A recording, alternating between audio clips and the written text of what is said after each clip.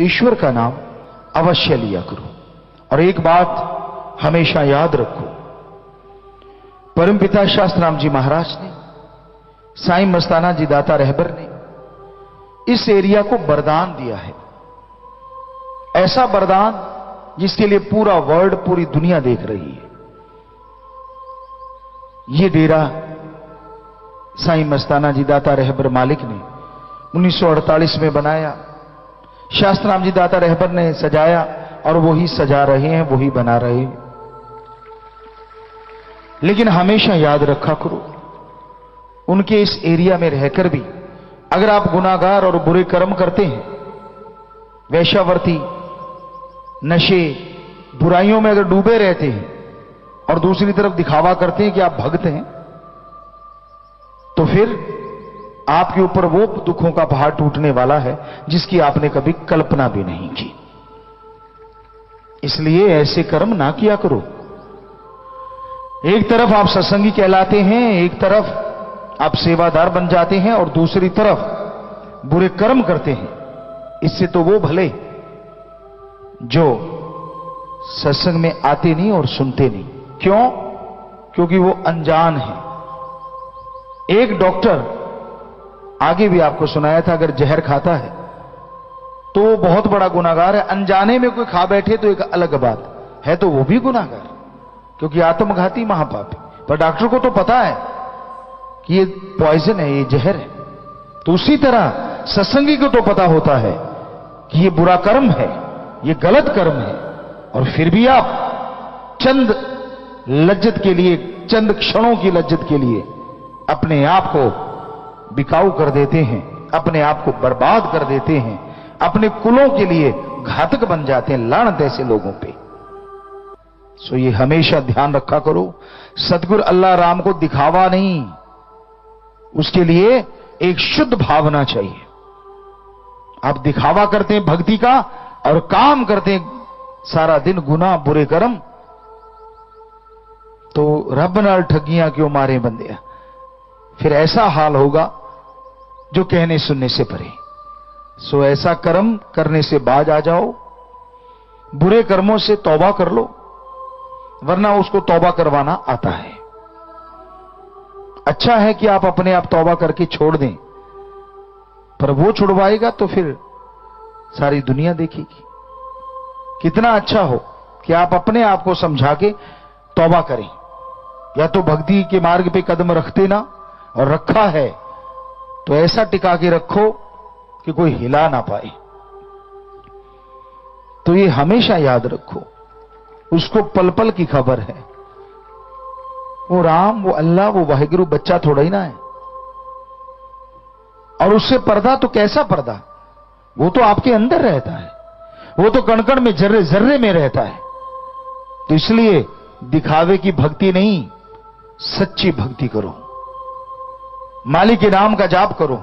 जो जो क्रियाकलाप आप करते रहते हो उसको पल पल की खबर है। दुनिया की निगाह में सफेद पोश हो सकते हो, लेकिन वो सब जानता है। और फिर चारपाई पे पड़े पड़े आंसू बहाओगे, रोओगे, तड़फोगे, कोई बात पूछने वाला नहीं होगा। उस समय को याद करो,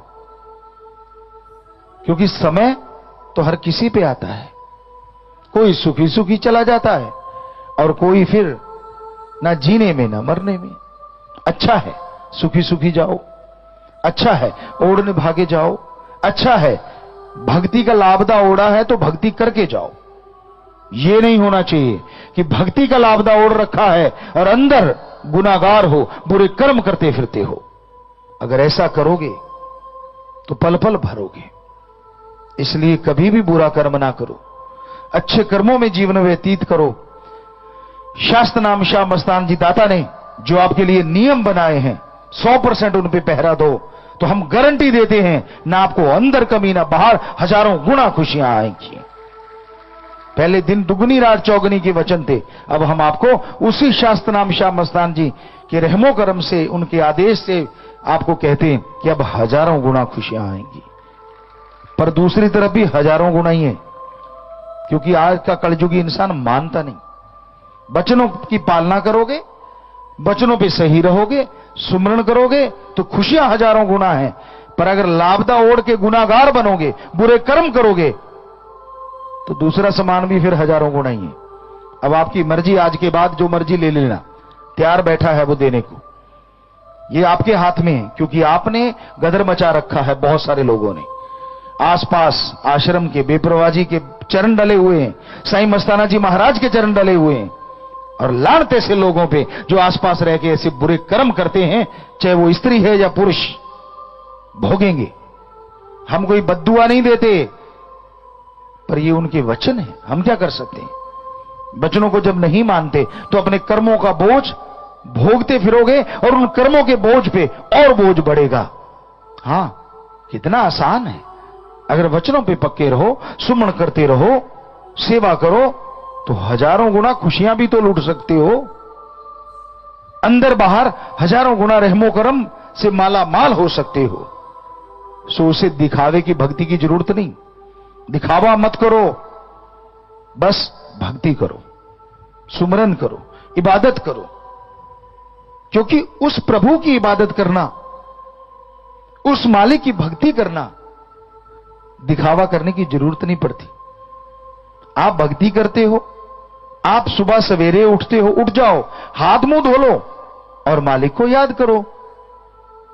अब घर वालों को उठाओ, उनको परेशान करो, गर्म पानी कर, ये कर, वो कर, ये कौन सी भक्ति है भाई? ये क्या है? भक्ति आप कर रहे हो, सूली पे उनको चढ़ा रखा है, इससे तो मत करो भक्ति।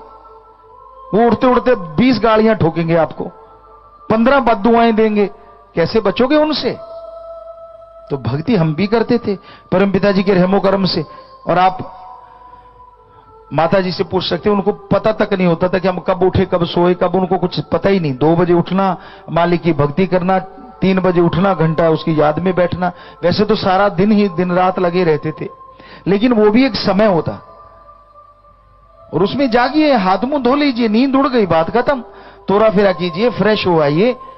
जब फ्रेश होने जाते हो, उठते हो, मुंह धोते हो, तो नींद उड़ जाती है, और भक्ति में बैठ जाओ, चलते फिरते सुमन करो। पर किसी को तंग करना भक्ति नहीं होती। तो इसलिए इस कलयुग में अगर सच्ची खुशियां चाहते हो, अगर पूर्णतः खुशियों से माला माल होना चाहते हो, तो आप मालिक के नाम का सुमरन अवश्य किया करो, वरना मन काबू नहीं आता। ये मन इतना जालिम है, एक पलक झपकते ही आसमान में और अगले ही रस्ताल में ले जाता है। ये मन लालच देता है, ये मन गुमराह करता है, और लोग इसके हत्थे चढ़ के अपनी तमाम खुशियों को आग लगा बैठते हैं। इसलिए आपसे गुजारिश, दिखावे की जरूरत नहीं, भावना से उस परमपिता परमात्मा को पाओ। अल्लाह कहो, वाहिगुरु कहो, राम कहो, ईश्वर कहो, ओम कहो। हम आपको गारंटी देते हैं वो जरूर खुशियां देगा, जरूर दर्श दीदार देगा। अगर अंदर से तड़प के भक्ति करोगे, दिखावे की जरूरत नहीं। पुण्य करो, दान करो, कोई नहीं रोकता, लेकिन बीमार का इलाज करवा देना, चाहे आपके 200 रुपए ही क्यों ना लगे। भूखे को खाना खिला देना, चाहे 50 रुपए ही क्यों ना लगे हों। हो सके तो अपनी छत पे दाने डाल दीजिए, पानी रख दीजिए कहीं भी, तो वो आदमी जिसका इलाज करवाया, वो दाने, वो पानी पिया, यकीनन इस कलयुग में उनकी दुआएं बहुत बड़ा असर रखती हैं और आपको खुशियों का कारण बन जाती हैं।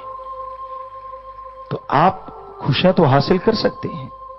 बेइंतहा कितने कार्य आपको बोल रखे हैं, उन कार्यों के ऊपर अगर आप अमल करते जाओ तो कोई कमी रहे ही ना। तो इसलिए हमेशा परमपिता परमात्मा का अगर प्यार पाना चाहते हो तो उसकी रियाय, उसकी प्रजा से मोहब्बत करना सीखो, पर बेगर्ज, निस्वार्थ। उसमें स्वार्थ नहीं, मर्यादा का उल्लंघन नहीं होना चाहिए। कई बार संतों के वचनों को तोड़ मरोड़ के लोग इस्तेमाल में लाते। देखो, पिताजी भी कहते हैं प्यार करो, हम कहते हैं आत्मिक प्यार करो, बहशी नहीं बनना। हम कहते हैं बेगर्ज मोहब्बत करो, गर्ज नहीं। तो आप कैसे तरोड़ मरोड़ लेते हैं? क्यों पापों के भागीदारी बनते हैं? क्षणिक आनंद के लिए? लानत ऐसा सोचने वाले पे और लानत ऐसा बोलने वाले पे। प्यार मोहब्बत राम का सच्चा है। आपस में प्यार करो, जो आपके रिश्ते हैं, पति पत्नी का वो भावना, मां बाप का वो भावना, भाई के प्रति वो भावना, बहन के प्रति वही भावना, और बेटे बेटी के प्रति वही भावना। कर्तव्य निर्वाह ये करते रहिए। कौन रोकता है? पर भावना शुद्ध रखिए, पवित्र रखिए, और साथ में मालिक के नाम का जाप किया करो अगर बचना चाहते हो इस कलयुग की आग से। क्योंकि यहां हाथ को हाथ खाए जा रहा है। यहां मतलब प्रस्त लोगों का बोलबाला है। अपना उल्लू सीधा करने के लिए किसी को किसी भी हद तक गिरा सकते हैं। अपना उल्लू सीधा करने के लिए किसी को किसी भी जाल में फंसा सकते हैं।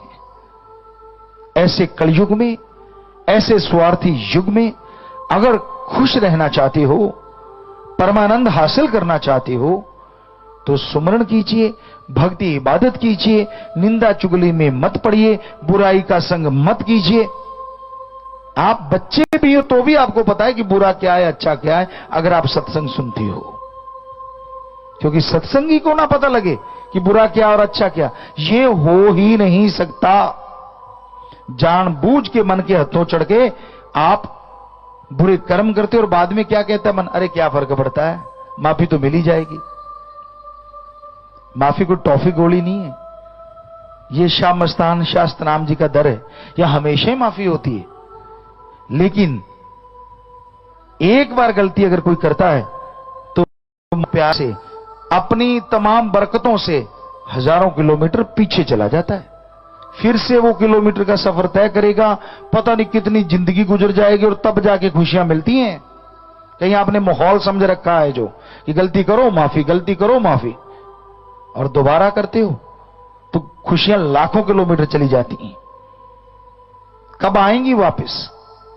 दिन रात सुमरण करोगे तो, भक्ति इबादत करोगे तो क्यों करते हो गलतियां? क्यों? उस दरमियान जो कर्म होंगे वो आपको भोगने पड़ेंगे। जब तक वो बरकतें वापस नहीं आई, जब तक वो रहमो करम वापस नहीं आया, उतनी देर आपका हर कर्म आपको उठाना होगा, और उस कर्म में हो सकता है आप चारपाई पकड़ लो, फिर क्या बनेगा? तो इसलिए गलती को मन के हाथों चढ़ के मत करो। मन तो कहता कर ले, क्या हर्ज है, पिताजी खड़े करेंगे और आपा कह देंगे हाँ जी माफी, धन धन सदगुरु तेरे, हो गया जी काम। हम तो करते ही रहना है। साईं जी का दर है, उन्होंने वचन किए हैं। हम कौन होते, हमारी क्या औकात? हम तो खाकसार हैं। जब उनके वचन है तो रोकेगा कौन? माफ तो करना ही है। लेकिन यह हकीकत है कि जो हजारों लाखों किलोमीटर पीछे चलेगी खुशियां, बरकतें आने में कितना टाइम लगेगा? आप एक पल भी नहीं सोचते, मन के हाथों चढ़ के कोई बात नहीं यार, माफी तो मिल ही जानी है। पर यह नहीं पता कि अगर यहां भक्ति ना करी, माफी तो मिल गई, और पर मालिक को बुद्धू बनाना हो गया ना, कि क्या फर्क पड़ता है, करते रहो और माफी मांगते रहो। पर दरगाह में वो कसम सब जानता और एक एक पल की खबर रखता है। फिर क्या होगा जब इस जीवन में भोगना पड़ा, जब वहां भोगना पड़ा? तो इसलिए अपने आप को ओवर स्मार्ट मत समझा करो। इतना ही अच्छा है रूहानियत में कि आप भक्ति कर लो, नहीं कर पाते तो वचनों पे पहरा दे लो, बस ये भी काफी है इस कलयुग में। क्या वचनों पे पक्के हैं, मर्यादा के पक्के हैं? क्योंकि ये रहना भी कौन सा आसान बात है।